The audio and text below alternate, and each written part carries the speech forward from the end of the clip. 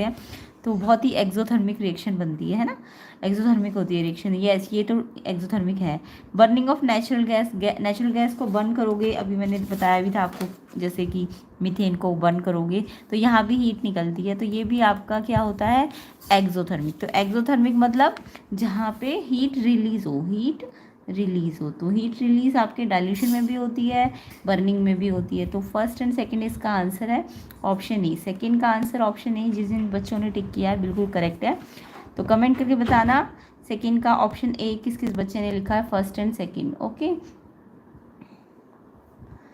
Next question देखो, the most malleable metal. इसका answer जल्दी से कमेंट करो, क्या लिख के आए हो। द मोस्ट मेलेबल मेटल्स कौन सी है, जो मेलेबल मतलब जिनको हम शीट्स में कन्वर्ट कर सकते हैं। इसका आंसर है C, silver and gold. Silver and gold, इसीलिए तो हम इसके ऑर्नामेंट्स बनाते हैं ना, क्योंकि ये बहुत ही ज़्यादा मेलेबल होती है। तो सिल्वर एंड गोल्ड, तो सी ऑप्शन है थर्ड का answer, C option, silver and gold most malleable metals होती है। ओके, तो ये आंसर किस किस बच्चे ने लिखा है कमेंट करके बताओ। फोर्थ का आंसर देखो, फोर्थ देखो, consider the reaction of dilute hydrochloric acid with the following metal. Dilute hydrochloric acid का हमने रिएक्शन किया एल्यूमिनियम के साथ, कॉपर के साथ, आयरन के साथ, मैग्नीशियम के साथ और जिंक के साथ। ठीक है, अब इन्होंने बोला इसमें से करेक्ट ऑब्जर्वेशन क्या है। आंसर कमेंट करो जल्दी से, क्या लिख के आए फोर्थ का। तो हमें इसके लिए रिएक्टिविटी सीरीज आनी चाहिए, है ना। तो रिएक्टिविटी सीरीज से हमें पता चल जाएगा कि कौन सा रिएक्शन होगा, किसके साथ रिएक्शन होगा एसिड का और किसके साथ नहीं होगा। तो आपने जनरली पढ़ा होगा एसिड का रिएक्शन जो होता है बहुत विग्रसली जो होता है, जो जितने ज़्यादा रिएक्टिव मेटल होती है उसके साथ होता है। ओके, तो HCl हमने अगर एल्यूमिनियम के साथ करी, ठीक है, तो एल्यूमिनियम कर लेगा, एल्यूमिनियम क्लोराइड बनाएगा और H2 भी बनाएगा, बट एल्यूमिनियम इतना विग्रसली रिएक्ट नहीं करेगा क्योंकि वो सबसे ज़्यादा रिएक्टिव मेटल नहीं है। ओके, ऐसी HCl को अगर मैं कॉपर से रिएक्ट करूँ तो कॉपर के साथ रिएक्शन नहीं होगा, क्योंकि कॉपर क्या होती है, लीस्ट रिएक्टिव होती है, वो रिएक्टिविटी सीरीज में नीचे होती है। एंड जो सी वाला है आयरन, आयरन के साथ HCl, आयरन भी मेटल है, मेटल भी क्या कर सकती है, FeCl2 बना सकती है, H2 भी बना देगी। और मैग्नीशियम के साथ HCl का ये रिएक्शन सबसे फास्ट होगा, विग्रसली होगा। क्यों, क्योंकि मैग्नीशियम रिएक्टिविटी सीरीज में ऊपर होती है ना। तो MgCl2 भी बनेगा और H2 भी बनेगा और ये वाला विग्रस रिएक्शन होगा। कॉपर के साथ नो रिएक्शन होगा। तो अब आप खुद बताओ कौन सा ऑप्शन होना चाहिए। और जिंक के साथ भी ये रिएक्ट तो कर लेगी, ZnCl2 बन जाएगा, बट उतना विग्रसली नहीं होगा। तो ये 5 रिएक्शन करने थे एसिड के साथ, ये करने नहीं है, मैं आपको बता रही हूँ, और नेक्स्ट ईयर वाले बच्चों के लिए भी हेल्पफुल है, इसलिए ये समझ लो। HCl का एल्यूमिनियम के साथ रिएक्शन, कोई भी एसिड का कोई भी मेटल के साथ रिएक्शन होता है तो H2 गैस बनती है, एंड बाकी तो आप बैलेंस कर ही लोगे। तो ये AlCl3 बनेगा, बट ये रिएक्टिविटी में मॉडरेट होती है, इसलिए ये इतना विग्रसली रिएक्ट नहीं करेगा। कॉपर क्योंकि कम रिएक्टिव है इसलिए ये रिएक्शन नहीं होगा। आयरन के साथ भी हो जाएगा रिएक्शन, बट उतना विग्रसली नहीं होगा। Mg जो है ना वो बहुत विग्रसली रिएक्शन करेगी, तो MgCl2 और H2 बनेगा, विग्रस रिएक्शन होगा। जिंक के साथ रिएक्शन हो जाएगा बट विग्रसली नहीं होगा। तो यहाँ पे क्वेश्चन था ए पार्ट में, मोस्ट विग्रस रिएक्शन एल्यूमिनियम के साथ होगा, नो। आयरन के साथ रिएक्शन नहीं होगा, नहीं, आयरन के साथ रिएक्शन होगा, तो ये तो गलत है। मोस्ट विग्रस रिएक्शन मैग्नीशियम के साथ होगा, येस ये ठीक है, but no reaction with iron ये गलत है। Most vigorous reaction with magnesium होगा बट कॉपर के साथ रिएक्शन नहीं होगा, बिल्कुल करेक्ट है, सी ऑप्शन इसका आंसर है। किस बच्चे ने लिखा है तो ये समझ भी आ गया होगा, सबसे तेज रिएक्शन तो मैग्नीशियम के साथ होगा, और किसके साथ नहीं होगा, कॉपर के साथ नहीं होगा। तो यहाँ पे आपको रिएक्टिविटी सीरीज अगर आती होगी तो Mg देखो सबसे ऊपर है, फिर एल्यूमिनियम है, फिर जिंक है, फिर आयरन है, तो यानी इनके साथ विग्रस रिएक्शन नहीं होगा। ये जो ऊपर वाली मेटल है इनके साथ विग्रस रिएक्शन होगा और कॉपर के साथ नहीं होगा रिएक्शन। तो यहाँ पे सी ऑप्शन आपका आंसर था, ऑप्शन सी।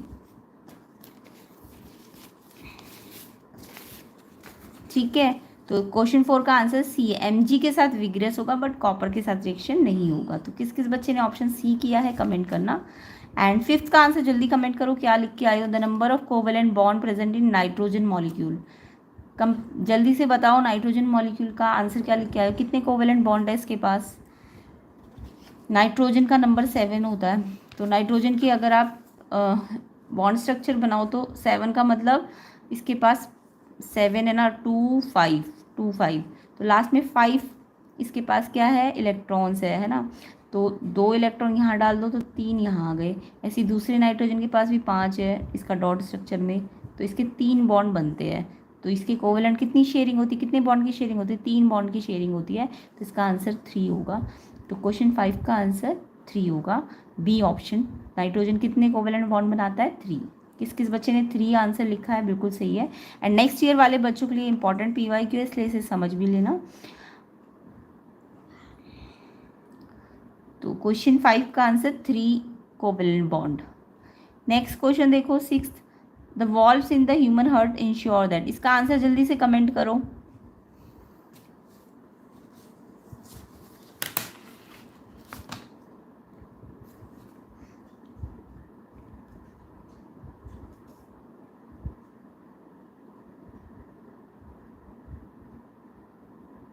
क्वेश्चन 6 का आंसर कमेंट करो जल्दी से, क्या लिख के आए हो।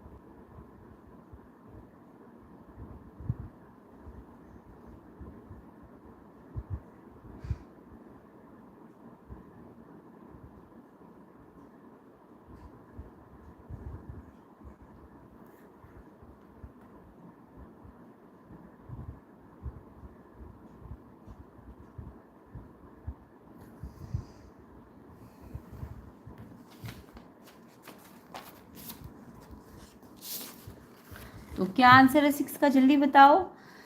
Oxygen rich blood flow from left atrium to left ventricle. Oxygen rich blood left atrium से लेफ्ट वेंट्रिकल पे जाता है। Deoxygenated blood flow from left to left ventricle. Oxygen rich blood flow from right atrium to right ventricle. और deoxygenated blood from right atrium to right. इसका answer है first and fourth, C option है इसका answer, ठीक है। Next देखो 7th, the part of the hindbrain present immediately above the medulla. इसका answer है आपका हिंडब्रेन के ऊपर जो हिंडब्रेन में जो पार्ट है, हिंडब्रेन का पार्ट जो मेडुला की जस्ट अबव होता है। तो यहाँ पे आंसर आपका बी ऑप्शन होगा, पोन्स।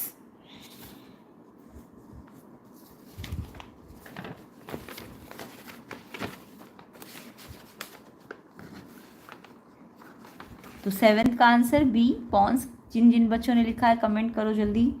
नेक्स्ट क्वेश्चन देखो, application of abscisic acid on plant promote. Application of abscisic acid on plant promote क्या करता है? एब्सिसिक एसिड क्या करता है प्लांट में? डेवलपमेंट ऑफ फ्रूट करता है, विल्टिंग ऑफ लीव्स करता है, एलोंगेशन ऑफ स्टेम करता है कि फॉर्मेशन ऑफ फ्लावर्स? तो इसमें आएगा विल्टिंग ऑफ लीव्स। ओके, तो इसका आंसर आपका 8th का आंसर आपका विल्टिंग ऑफ लीव्स होगा। तो बी ऑप्शन इसका करेक्ट आंसर है 8th का। नेक्स्ट क्वेश्चन देखो, 9th, the end product of meiosis in a reproductive cell in plant is. तो एंड प्रोडक्ट पूछा था मियोसिस का, तो यहाँ पे zygote, pollen grain, sperm, egg. क्या लिख के आयो? जल्दी कमेंट करो, इसका आंसर क्या लिख के आयो 9th का? एंड प्रोडक्ट ऑफ मियोसिस क्या होना चाहिए?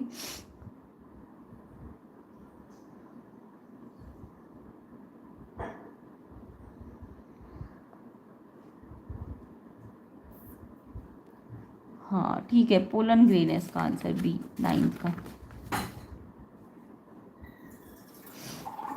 नेक्स्ट क्वेश्चन देखो,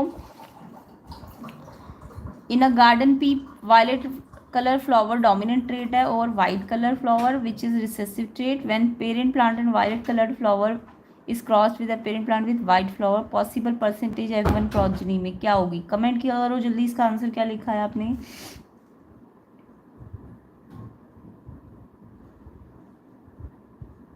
टेंथ का आंसर क्या लिखा है? इसका चार्ट बना के कैसे क्या लिख के आयो आंसर?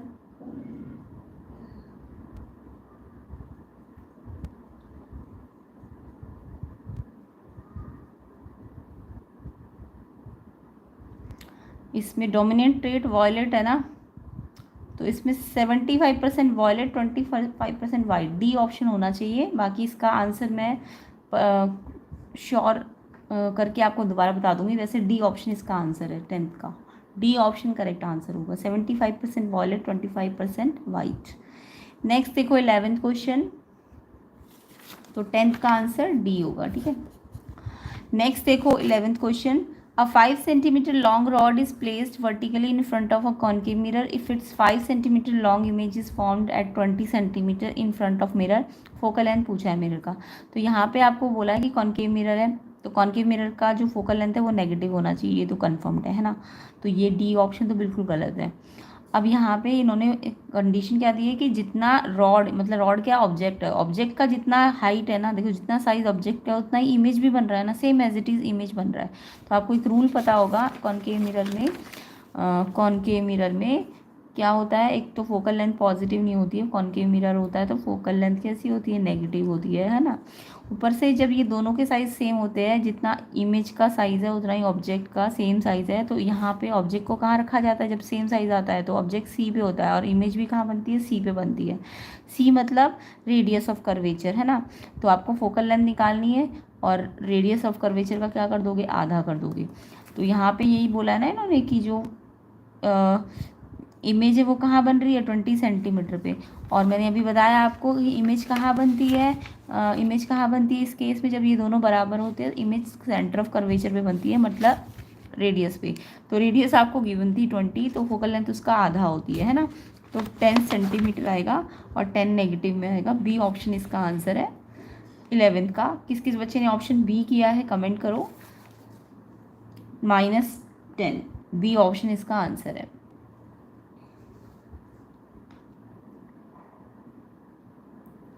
नेक्स्ट क्वेश्चन देखो 12th, an optical device which always produces images of m = +1 is. इसका आंसर जल्दी से कमेंट करो, बहुत इजी क्वेश्चन था। ऑप्टिकल डिवाइस जो कि प्रोड्यूस करता है इमेज +1 मैग्नीफिकेशन की, जल्दी बताओ इसका आंसर क्या लिख के आए हो। ये तो बहुत ही सिंपल सा क्वेश्चन था। मैग्नीफिकेशन +1 किसका होता है, ये आपने पढ़ा होगा।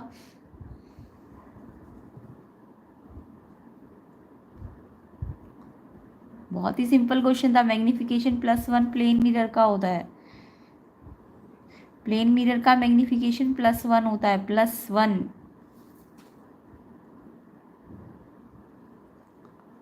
तो ऑप्शन ए आंसर है इसका। 12th का answer option A plane mirror. इसका मैग्नीफिकेशन +1 होता है। क्यों? क्योंकि इसका जितना HI होता है उतना ही HO होता है। तो HI और HO का जो रेशियो होता है उसी को तो मैग्नीफिकेशन कहते हैं। तो ये अगर सेम है तो ये 1 आता है, +1 आता है ये। और वर्चुअल भी होता है ना, प्लस का मतलब वर्चुअल, तो ये वर्चुअल इमेजेस बनाता है हमेशा, तो ये +1 होता है मैग्नीफिकेशन प्लेन मिरर का। ओके, तो इसका आंसर ए ऑप्शन है। नेक्स्ट क्वेश्चन 13 देखो। 13, विच one of the following factor affect the electrical resistivity of conductor. यहाँ रजिस्टिविटी है, रजिस्टेंस नहीं है, रजिस्टिविटी है। इसका आंसर सब बच्चे कमेंट करके बताओ क्या लिख के आए हो। रजिस्टिविटी देखो आपको पता होगा, ना तो लेंथ पे डिपेंड करती है ना एरिया पे डिपेंड करती है, यानी डायमेंशंस पे डिपेंड नहीं करती रजिस्टिविटी। तो लेंथ भी नहीं है इसका आंसर, शेप भी नहीं होगा, थिकनेस भी नहीं होगा। रजिस्टिविटी सिर्फ टेम्परेचर पे डिपेंड करेगी, तो टेम्परेचर है इसका आंसर। ए आंसर होगा टेम्परेचर। तो रजिस्टिविटी डिपेंड करेगी टेम्परेचर पे। ए ऑप्शन ठीक है इसका। ठीक है, 13 का। वीडियो को शेयर करो, ज़्यादा से ज़्यादा लाइक करो जल्दी जल्दी इसका, ताकि आपको पूरा पूरा सोल्यूशन मिले इस क्वेश्चन पेपर का। जल्दी जल्दी लाइक कर दो एंड कमेंट करो कैसा गया एग्जाम।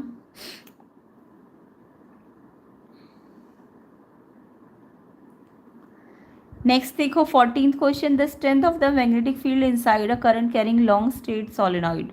यहाँ पे बोला है magnetic field inside a current carrying solenoid. Solenoid आपने डायग्राम आता होगा, सोलेनॉइड में क्या होता है, जो आपकी मैग्नेटिक फील्ड होती है ना वो यूनिफॉर्म होती है। लेंथ के अलॉन्ग कैसी होती है, सेम होती है, हर जगह पे सेम होती है लेंथ के अलॉन्ग। आउटसाइड द सोलेनॉइड 0 होती है मैग्नेटिक फील्ड, बट इनसाइड जो होती है वो यूनिफॉर्म होती है। यूनिफॉर्म मतलब सेम होती है हर जगह पे। तो इसका आंसर डी ऑप्शन होगा, uniform through out its length. तो डी ऑप्शन इसका आंसर है 14 का। सोलेनॉइड में कैसी होती है, uniform through out its length. Okay, तो ये आंसर तो सबका सही होगा। अगर सोलेनॉइड का आप डायग्राम स्टडी करोगे तो उसमें यूनिफॉर्म बनती है। ठीक है, इनसाइड कॉइल के। 15th क्वेश्चन देखो, the organism occupying the 4th trophic level in a food chain operating in grassland. तो ग्रासलैंड की फूड चेन में 4th ट्रॉफिक लेवल पे कौन सा ऑर्गेनिज्म आएगा। तो ग्रासलैंड है ना, तो सबसे पहले तो ग्रीन प्लांट्स होंगे। ग्रीन प्लांट को कौन खाएगा, ग्रास ओपर खाएगा। ग्रास ओपर को फ्रॉग खाएगा, और फ्रॉग को कौन खाएगा, स्नेक। तो सबसे लास्ट में कौन है, स्नेक। 4th नंबर पे कौन सा है, स्नेक है। तो यहाँ पे ग्रीन प्लांट को ग्रासहोपर ने खाया, ग्रासहोपर को फ्रॉग ने, फ्रॉग को स्नेक ने। सबसे लास्ट में 4th पे कौन सा आया है, स्नेक। तो डी ऑप्शन है इसका आंसर। ठीक है, 15 का आंसर क्या होगा, स्नेक। तो 15 का आंसर डी ऑप्शन स्नेक होगा। तो ये भी सब बच्चों का सही होना चाहिए, कमेंट करो।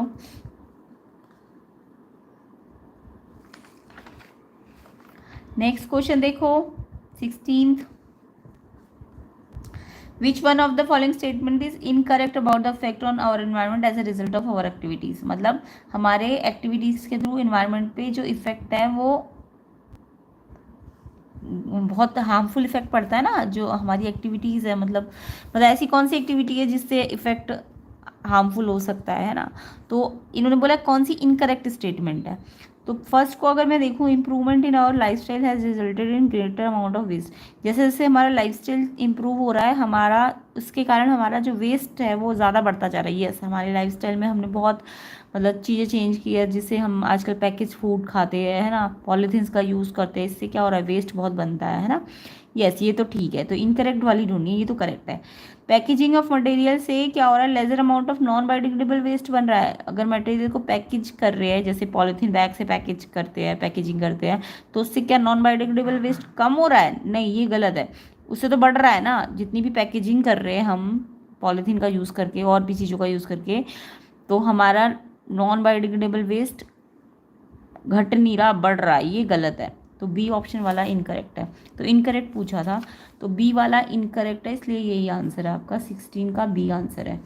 ठीक है, नेक्स्ट क्वेश्चन देखो, एजर्शन रीजन से 4 स्टेटमेंट्स है आपके पास। ठीक है, तो एजर्शन है, decomposition of vegetable matter into compost is an exothermic reaction. Vegetable matter को जब हम डिकम्पोज करते हैं तो वो एक्सोथर्मिक रिएक्शन है। वैसे जनरली आप पढ़ते आ रहे हो कि डिकम्पोजिशन जो होता है ना वो एक्सो नहीं होता, वो एंडो होता है, ये आपने पढ़ा होगा, है ना।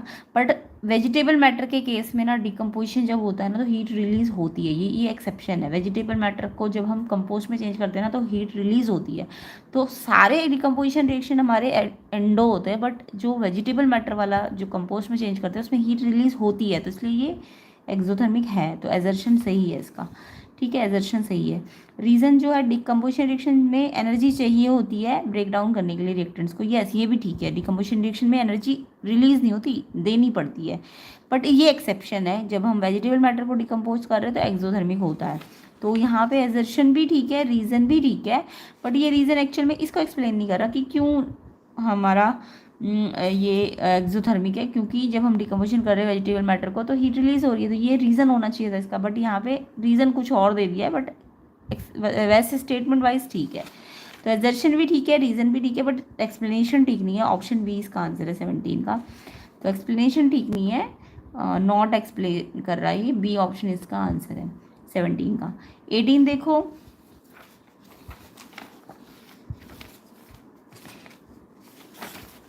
क्वेश्चन 18 में बोला है transpirational pull help in absorption and upward movement of water. Transpirational pull से क्या होता है, एब्जॉर्ब होता है वाटर और पानी ऊपर की तरफ आता है, अपवर्ड मूवमेंट होती है और मिनरल्स भी ऊपर आते हैं। यस बिल्कुल ठीक है, पुल है ना तो ये ऊपर खींचता है पानी को भी और मिनरल्स को भी। एजर्शन बिल्कुल ठीक है। रीज़न क्या है, जो रूट प्रेशर होता है उसका इफेक्ट वाट जो ट्रांसपोर्ट ऑफ वाटर है वो नाइट में ज़्यादा होता है, यानी पानी रात में ज़्यादा पुल होता है, ऊपर होता है। तो यस बिल्कुल ठीक है, क्योंकि रात में जो हम लीव के पोर्स होते हैं वो बंद हो जाते हैं ना, तो उस टाइम पे रूट प्रेशर बढ़ जाता है। ओके, तो इस रीज़न से जो रूट प्रेशर ट्रांसपोर्ट करता है पानी को ज़्यादा नाइट में, ठीक है, और इससे मिनरल्स और उनकी मूवमेंट आसानी से हो जाती है। तो यस बिल्कुल ठीक है, एजर्शन भी ठीक है, रीज़न भी ठीक है, और रीज़न एक्सप्लेन भी कर रहा है क्यों ट्रांसपरेशन पुल से पानी ऊपर जा रहा है, क्योंकि वो रात में होता है ज़्यादा, इसलिए। ठीक है, एजर्शन रीज़न सही है, एक्सप्लेनेशन भी ठीक है, ए ऑप्शन इसका आंसर होना चाहिए। तो ऑप्शन ए इसका आंसर है 18 का। ओके, एक्सप्लेनेशन भी दे रहा है ये। 19 देखो, एजर्शन क्या है, in our homes we receive supply of electric power through a main supply. Yes, one of the wire in the supply usually red insulation की होती है, उसे लाइव वायर कहते हैं, और जो अनदर वायर ग्रीन इंसुलेशन की होती है वो न्यूट्रल वायर होती है। यहाँ पे हल्का सा गलत है, क्योंकि लाइव वायर तो ठीक है रेड इंसुलेशन की होती है, बट न्यूट्रल वायर का कलर ना ग्रीन नहीं होता, ग्रीन तो अर्थ वायर होती है। तो 3 वायर होती है ना, एक रेड होती है लाइव वायर, ग्रीन होती है अर्थ वायर, और ब्लैक होती है न्यूट्रल वायर। तो यहाँ पे ग्रीन हमारी अर्थ वायर होती है, जबकि ये बोल रहा है ग्रीन जो होती है न्यूट्रल वायर होती है, गलत है। रीज़न है, in our country the potential difference between live wire and neutral wire 220 volts के आसपास होता है। यस बिल्कुल ठीक है ये। तो एजर्शन तो गलत है, बट रीज़न सही है। एजर्शन गलत, रीज़न सही, तो इसका आंसर एजर्शन गलत रीज़न सही, यानी डी ऑप्शन आंसर होना चाहिए, है ना। एजर्शन गलत है, रीज़न सही, डी ऑप्शन इसका करेक्ट आंसर है। तो 19 का आंसर डी ऑप्शन हो जाएगा। नेक्स्ट क्वेश्चन देखो 20, due to scattering of sunlight the clear sky predominantly appear blue. जो स्कैटरिंग होती है उसके कारण जो स्काई का कलर होता है वो ब्लू दिखता है। यस बिल्कुल ठीक है, जो भी कलर से रिलेटेड फिनोमिना है वो स्कैटरिंग के कारण होते हैं। तो यस बिल्कुल ठीक है, एजर्शन ठीक है कि स्कैटरिंग से ब्लू कलर दिखता है।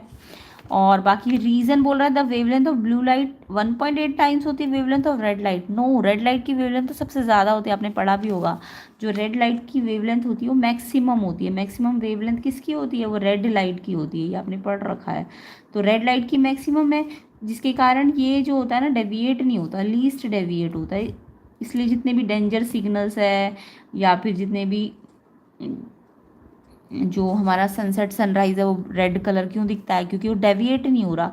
क्यों, क्योंकि उसकी वेवलेंथ सबसे ज़्यादा है। तो अगर उसकी वेवलेंथ ज़्यादा, जबकि ये कह रहा है कि ब्लू लाइट 18.8 टाइम ज़्यादा है रेड लाइट से, नो, ब्लू थोड़ी ना ज़्यादा है, ब्लू की वेवलेंथ रेड लाइट की सबसे ज़्यादा होती है, मैक्सिमम होती है। तो यानी रीज़न आपको गलत है, रीज़न गलत है, एजर्शन सही है। एजर्शन सही, रीज़न गलत, यानी कि आपका आंसर जो होगा एजर्शन सही, रीज़न गलत, सी ऑप्शन इसका करेक्ट आंसर है। तो 20 का आंसर सी होगा, 19 का डी होगा। कमेंट करके बताओ मुझे एजर्शन रीज़न सबके सही है कि नहीं। 17 का आंसर बी होगा एंड 18 का ए होगा। आई होप सबके एजर्शन रीजन सही होंगे, कमेंट कर देना सारे कि कितने एजर्शन रीजन सही है। एंड ये जो 20 क्वेश्चन है MCQs, उसमें से किसके कितने कितने सही है, ये सारे बच्चे मुझे कमेंट करके बताएंगे कि किसके कितने कितने सही है। तो आई होप अच्छा ही गया होगा सबका। अब इसके सेक्शन बी के अभी हम सिर्फ केमिस्ट्री और फिजिक्स के क्वेश्चन को डिस्कस करेंगे, उसके बाद बायो के क्वेश्चन की नेक्स्ट वीडियो बन जाएगी। तो चलिए सेक्शन बी के क्वेश्चंस को डिस्कस कर लेते हैं।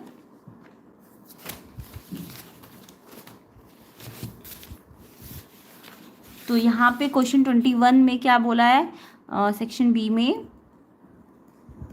Aluminium react with copper chloride to form aluminium chloride and copper. इसमें बैलेंस्ड केमिकल इक्वेशन बनानी थी।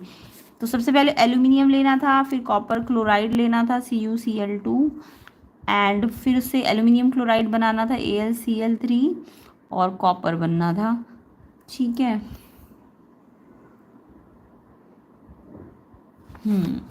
तो देखो ये रिएक्शन तो ये है ए पार्ट की। एल्यूमिनियम कॉपर क्लोराइड कैसा होता है CuCl2, कैसे बनाते हैं Cu और Cl, इनकी वैलेंसी कितनी होती है Cu की 1, Cu की 2 होती है, Cl की 1, क्रॉस करके बन जाएगा CuCl2। ऐसी एल्यूमिनियम क्लोराइड की बना दो, एल्यूमिनियम की कितनी होती है और क्लोराइड की, एल्यूमिनियम की 3 होती है, इसकी 1, तो AlCl3 बन जाएगा। और कॉपर, अब इनको बैलेंस करना था। एल्यूमिनियम तो एक ही है, क्लोरीन 2 है, यहाँ 3 है, तो यहाँ पे 3 है ना, तो इसको 2 से मल्टीप्लाई कर दो, इसको 3 से कर दो, तो कॉपर 3 हो गए, तो कॉपर में 3 दे दो, और एल्यूमिनियम 2 हो गए, तो ये बैलेंस हो जाएगा। ठीक है, ऐसे करना था।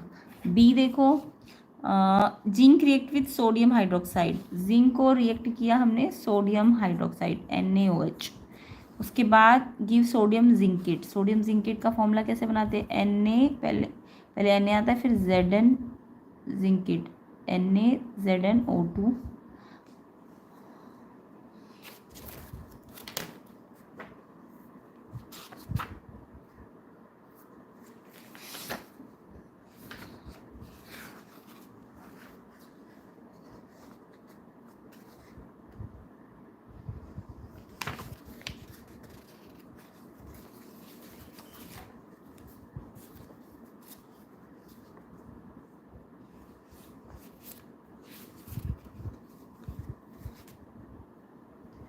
यहाँ पे 2 होता है, और फिर यहाँ भी H2 बनता है,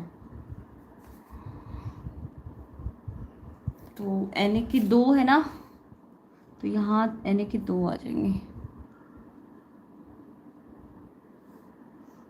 बैलेंस हो गया ये। ठीक है, तो ये इसका रिएक्शन था। उसके बाद ये बी पार्ट है। क्वेश्चन 22 में what is an alloy. Alloy क्या होता है, ये तो आपने पढ़ा होगा। एलॉय क्या होता है, जब हम मेटल को मिक्स कर देते हैं नॉन मेटल के साथ, या फिर मेटल को मेटल के साथ, तो एलॉय बन जाते हैं।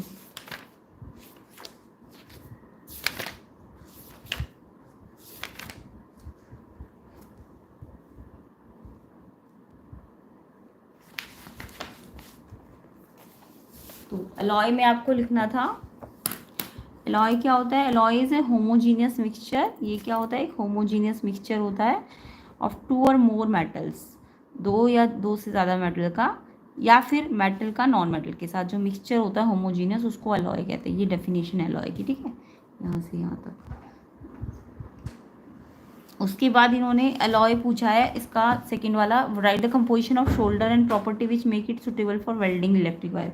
जो शोल्डर एलॉय होती है वो किस किस से बनती है, तो ये शोल्डर एलॉय लेड और टिन से बनती है। तो फर्स्ट तो मैंने बता दिया, इसका सेकंड देखो क्या है, शोल्डर जो होता है आपका लेड और टिन से बनती है।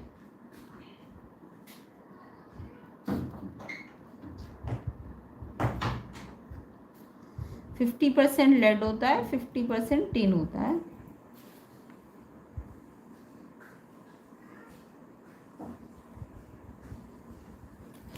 और वेल्डिंग पर्पस में यूज होता है ये।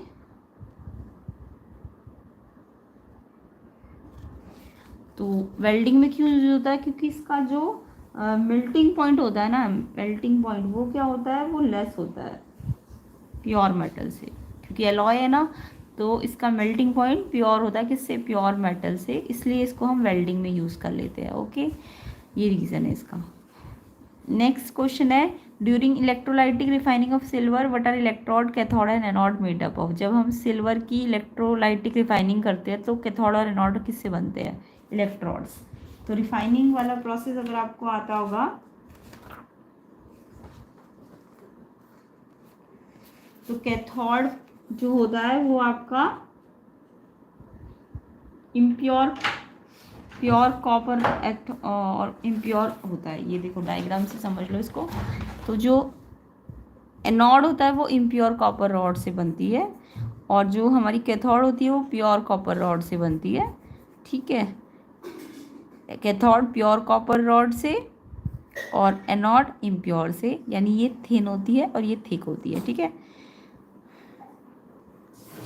उसके बाद इसमें पूछा है what is anode mud, why is it called so. Anode mud क्या होता है, तो एनोड मड जो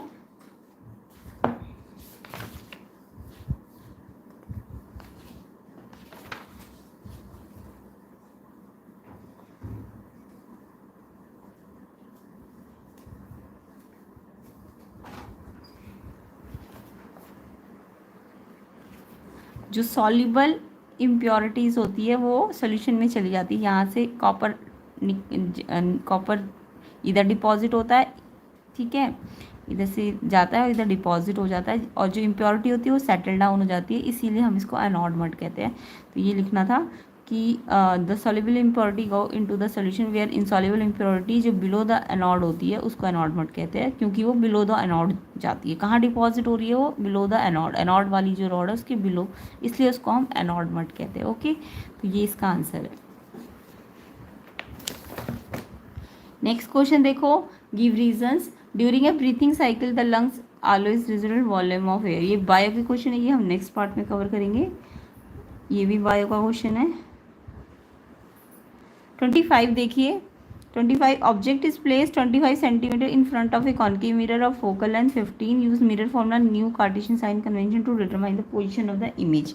तो यहाँ पे ये न्यूमेरिकल है, इसको देखो कैसे करना था। ऑब्जेक्ट कहाँ पे है, 25 centimetre in front of concave mirror, concave mirror है ना, तो ऑब्जेक्ट डिस्टेंस तो आप नेगेटिव लोगे, है ना।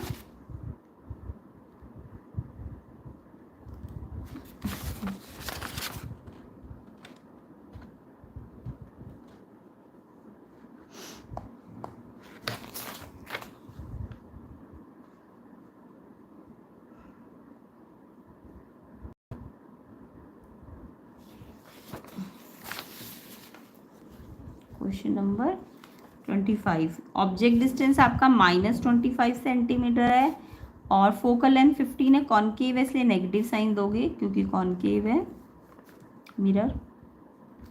उसके बाद आपको पोजीशन ऑफ इमेज निकालनी है, यानी वी निकालना है आपको।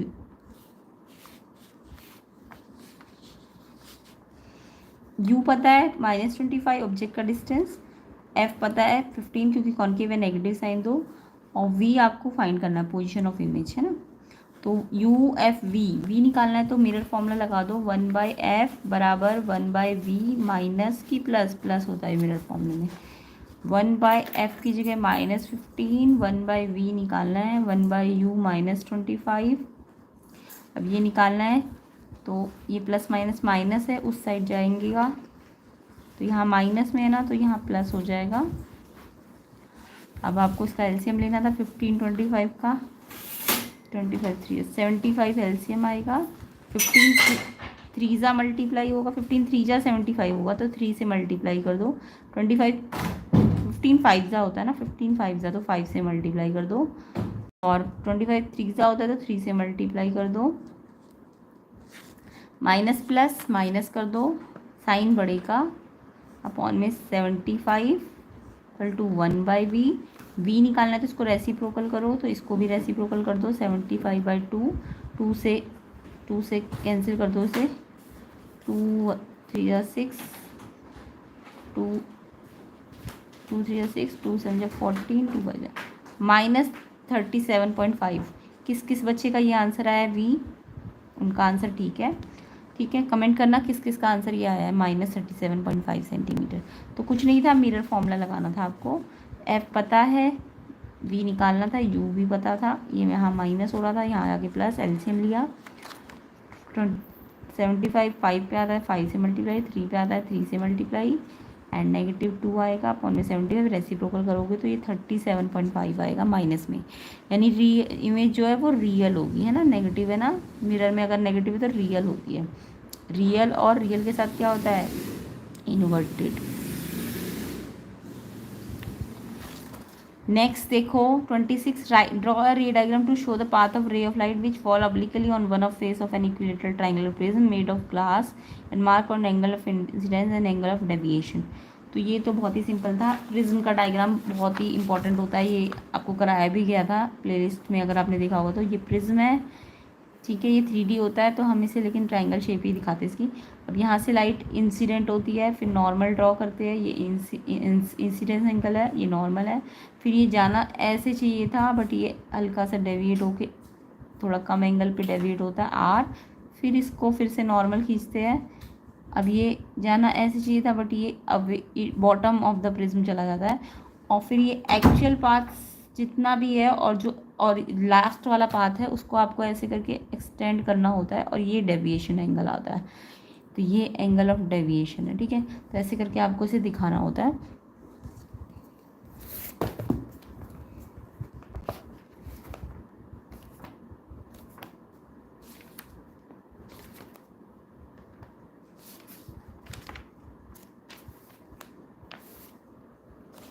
ठीक है, ये रहा इंसिडेंट रे, नॉर्मल खींचा, उसके बाद ये हमारा इधर चला जाएगा, एक्चुअल तो ऐसे जाना चाहिए बट ये थोड़ा सा डेवी होगा, फिर ये आर हो जाएगा आपका, यहाँ पे आर है, ये आर होता है, ठीक है।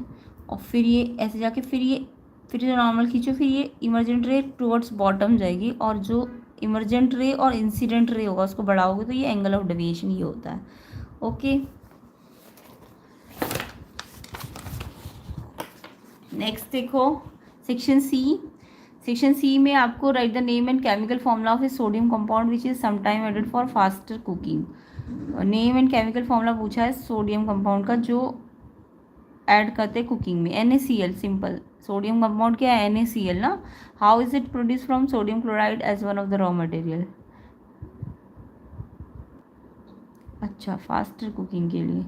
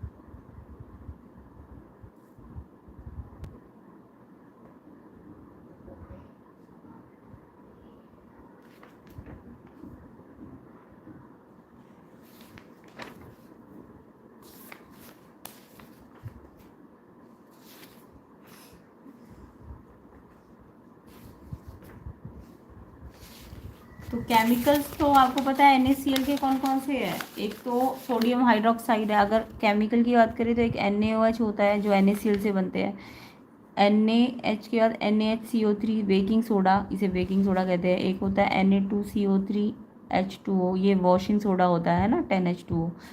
और एक प्लास्टर ऑफ पेरिस होता है कैल्शियम सल्फेट ½ H2O। ये सारे केमिकल्स है जो NaCl से बनते हैं। एक कैल्शियम ऑक्सीक्लोराइड ब्लीचिंग पाउडर होता है। तो फास्ट कुकिंग के लिए मेरे हिसाब से NaHCO3 है, क्योंकि वही कुकिंग में यूज़ होता है, बेकिंग सोडा, है ना। तो NaHCO3 का बना, पहले तो NaHCO3 इसका आंसर था सेक्शन सी का, फर्स्ट क्वेश्चन जो है सेक्शन सी का, NaHCO3 बेकिंग सोडा, है ना।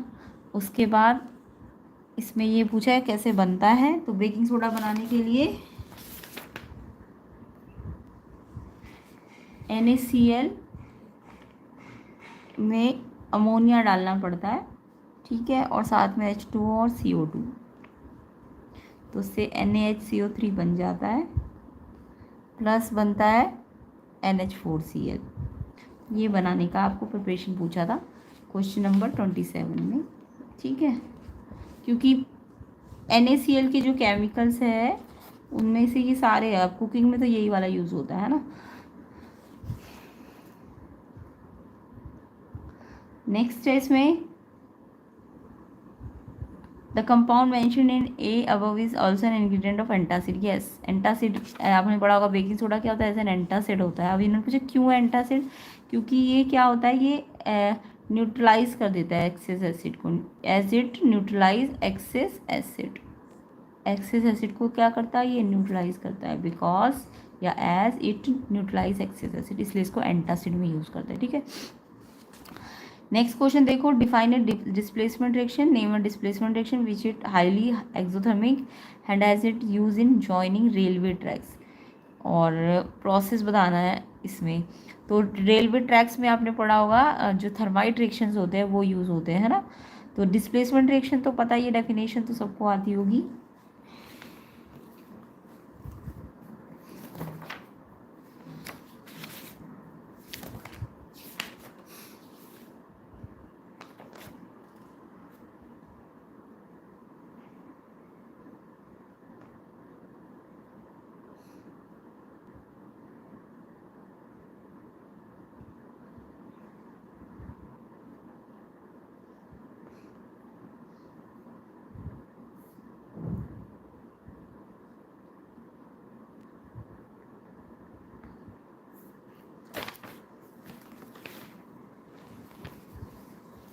तो देखो, डिस्प्लेसमेंट रिएक्शन क्या होते हैं, those reaction in which element takes place of another element, जिसमें एक एलिमेंट दूसरे का जगह लेता है in a compound, are known as displacement.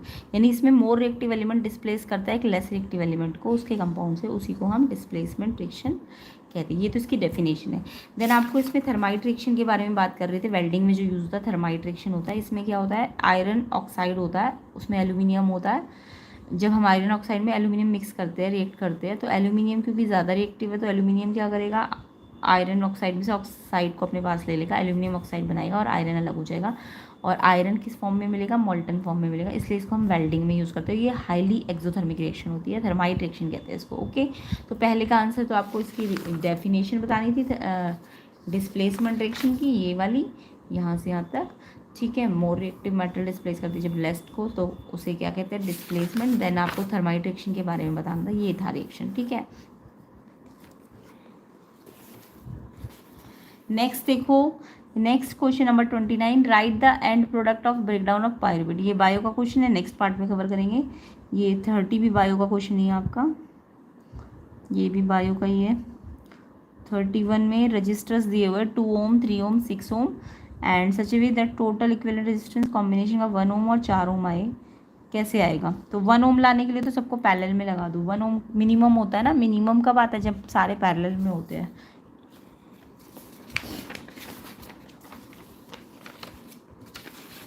तो इसमें 31 क्वेश्चन में आपको 2 ओम का रजिस्टर R1 दिया है, R2 दिया, R3 दिया है, एक 2 ओम का, एक 3 ओम का, एक 6 ओम का है। तो जब सबको पहले लगाओ 1/R1, 1/R2, 1/R3, तो जो 1/R पैरेलल निकलेगा वो निकलेगा 1।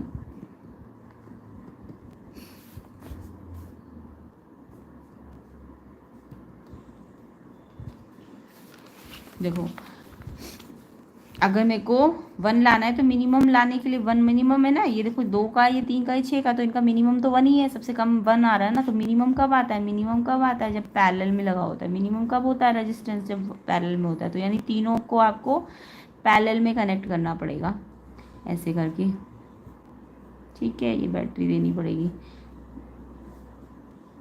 तो ये पैरेलल वाला है, तो पैरेलल में 1/2, 1/3, 1/6, तो ये 1/R पैरेलल इफेक्टिव कितना आ गया, 1 आ गया। इसको उल्टा करोगे तो भी ये 1 ही आएगा, है ना। 1 का रेसिप्रोकल तो 1 ही होगा। तो तीनों को पैरेलल लगाना पड़ेगा फर्स्ट केस में, पहला केस। उसके बाद इन्होंने बोला है कि बी केस में 4 ओम लाना है, तो 4 ओम के लिए क्या करूँगी, मतलब इससे ज़्यादा लाना है, तो 2 को पैरेलल में लगाऊँ कि सीरीज़ में लगाऊँ, 2, 3, 5, 2 और 3 को पैरेलल लगा दो, 1/2, 1/3, 3 + 2/5,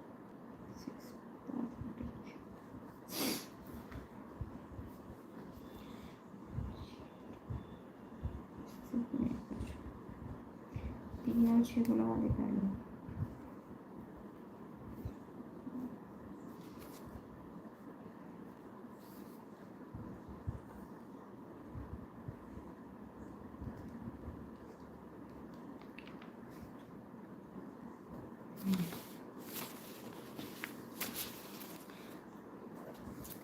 तो बी केस बनाने के लिए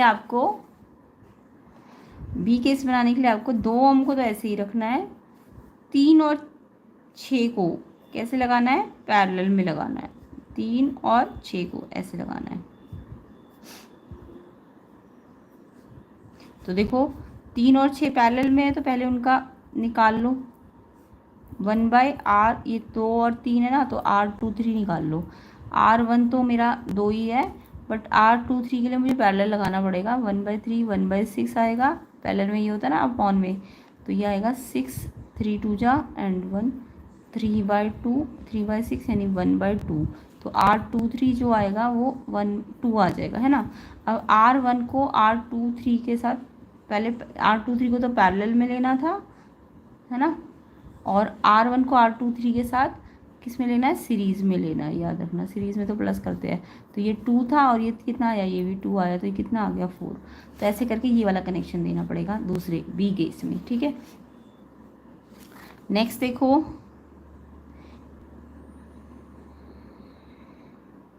मैग्नेट वाला हम बाद में भी कर लेंगे। फ्लेमिंग का लेफ्ट हैंड रूल तो सबको आता होगा, है ना,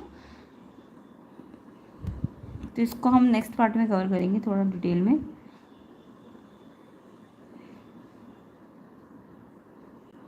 highest effect of biological magnification किसको मिलेगा, हाईएस्ट किसको मिलता है बायोलॉजिकल मैग्नीफिकेशन, जो सबसे लास्ट में होता है, ह्यूमन को मिलेगा, क्योंकि वो सबसे लास्ट में है और वो सबसे ज़्यादा क्या है, जब सबसे ज़्यादा केमिकल ट्रांसफ़र हो रहा होगा उसको।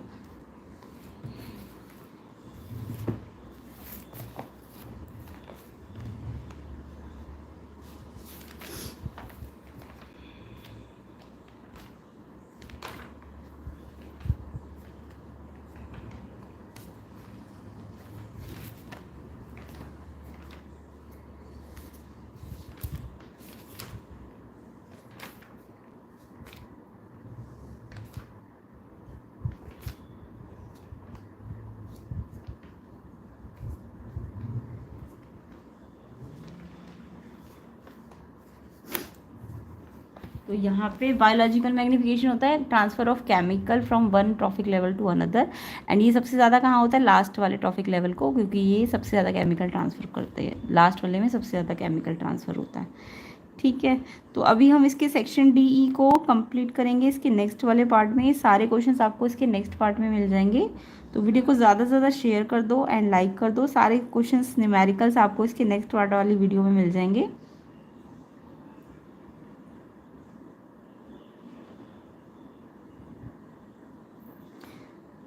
तो एग्ज़ाम कैसा गया कमेंट करना सारे बच्चे।